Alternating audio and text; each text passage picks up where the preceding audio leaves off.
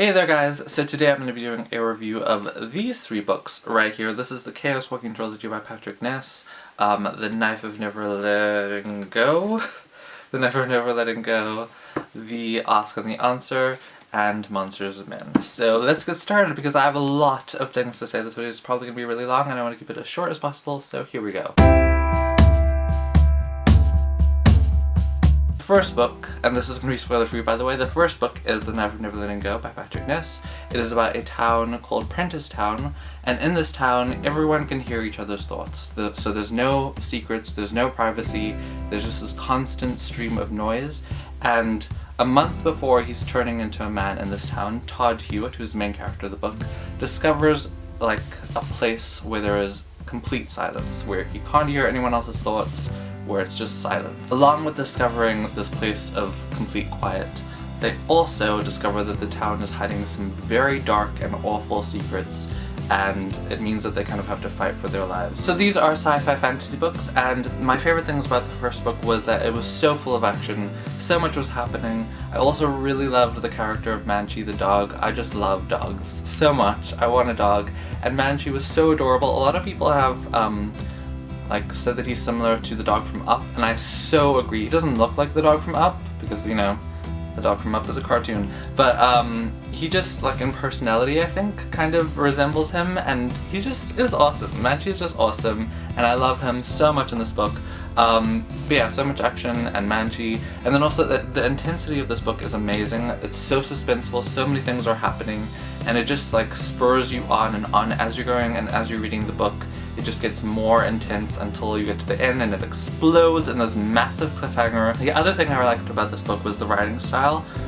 It is a little bit difficult to get into because the main character is not, Todd is not very well educated, and he kind of speaks in this kind of slang kind of way. There are spelling errors, there's grammatical errors, and it's done on purpose because Todd doesn't necessarily know how to talk, like properly, but you do definitely get used to it, and I definitely got used to reading the story like that. But yeah, the writing style is different, and just the plot and the way that the story goes is so unique. It was just like so refreshing. I felt so refreshed reading this book. It was kind of like someone punched me in the face though. Like, it was so refreshing and so unique, but it was unique in the worst and best ways. Like, this author has no problem killing people. Like, people die all the time in this book, and it continues in the other books in the series. And you know, it makes sense that they die, and it is kind of not a violent book, but like there's kind of a lot going on and there's a lot of violence and people die in like places like this. So it's understandable that people die, but it was kind of jarring when people would die. Like, a lot of the events, not just the deaths, would be jarring for me. Like, they'd just be kind of shocking. Like, I don't know. It was just like a punch in the face of uniqueness and just refreshing writing. And I really liked that, and also I really didn't like it. The only things I didn't really like about this book was that it took a little bit of time to get into, as I said before. And Todd is not very likable at the start of the book. It takes a long time to get used to him. It's not just the way he talks, it's also his personality. He kind of has, I don't know, he's just not a character that you immediately like, and it takes a while for you to like him. The other thing is, Todd finds out the secret, right? Sort of was one of my problems with the series, was that I kind of still don't understand why it was such a big deal that he found out the secret. So that was the main thing that I didn't like, but other than that, I love this book, and I'm giving it 4 out of 5, or I gave it 4 out of 5 when I read it a really long time ago. The second book is The Ask and the Answer, and this book was my favorite book in this trilogy. It is amazing. It was so intense, probably the most intense book I've ever read in my life, or I don't know, but it was like one of the top most intense books. It was just crazy amazing. I loved it so much. Even when like there wasn't intense action happening, it was so captivating. I was just spurred on to read the whole time. It was so intense. I love the characters. There's more of a dual point of view going on here in this book than there was in the first one, because the storylines kind of go off into different paths. It's Todd's perspective, and then another character's perspective. And I just loved the way that everything was shown. I love the character development. Todd grows so much. Like, I can't even compare his character development to anyone else's that I've read, because it just keeps on happening. He just keeps on changing as a character. He keeps on going through things that are just incredible and amazing and terrible, and he just changes so well because of them. Like, I just love the way that he's grown as a character, and I also kind of hate the way that he's grown. He's had a lot of bad things happen to him, and just, I love his character development. It's amazing, and it's one of my favorite things about this series. This book was so unpredictable, there were so many twists, and I love that we got to see more of the world and kind of a little bit of the history and more of the people that are in this world. And I also really loved the themes of kind of manipulation and necessary evils and those kinds of themes that were intertwined in the story, and they weren't kind of in my face, but they were there, and they were really interesting to see how it was shown and how kind of the characters showed those themes to me. And I also love how complex the characters got. I'm not going to say who, but there were some bad characters in this book that were like bad in the first book that I didn't love in this book, but I really, really cared for. I give this 5 out of 5. It was amazing. So amazing. The third and final book is Monsters and Men, and this book was, again, so intense. There was also so much character development. Todd grows even more. Like, I don't even know how he can keep growing. Like, I know the characters and people in general, like, always are growing, but just to see his character development continue to keep going throughout all the books in the series is amazing, and I love how he has changed and how he's grown, and also the rest of the characters as well. This continued to surprise me, and there continued to be so many things that I loved about this book. The writing is incredible. I love the way that we get to see the story and the different perspectives that we get to see, and just the themes that continue to be in this book. And just, I loved it so much. There were so many things that I loved about this book. Superb writing, such a superb series. I actually was reading, and about 200 pages before the end, it kind of felt like everything was like resolving and like it was the end of the book. You know when you're reading a book and there's like 50 pages or 100 pages left, and you're like, what's gonna happen? Oh my gosh, something bad is gonna happen. I had 200 pages, and all chaos just like exploded. Like, it just got so crazy, and I actually started crying a little bit at the end. It just, like, it was insane, and I loved it. It was such a good book and such a good series. I'm giving this one 5 out of 5, although I did like the second one more than this. It was still so amazing.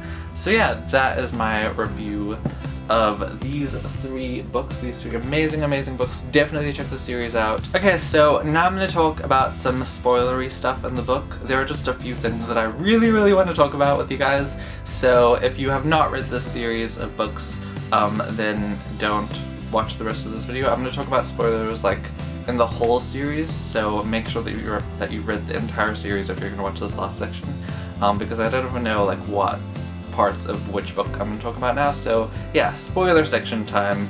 Here we go. Can we talk about Davy and how freaking sad it was when he died? It was just, I hated him so much in the first book, and then I felt like I loved him in the second book. I don't know if I loved him in the second book, but he was just, I felt so bad for him.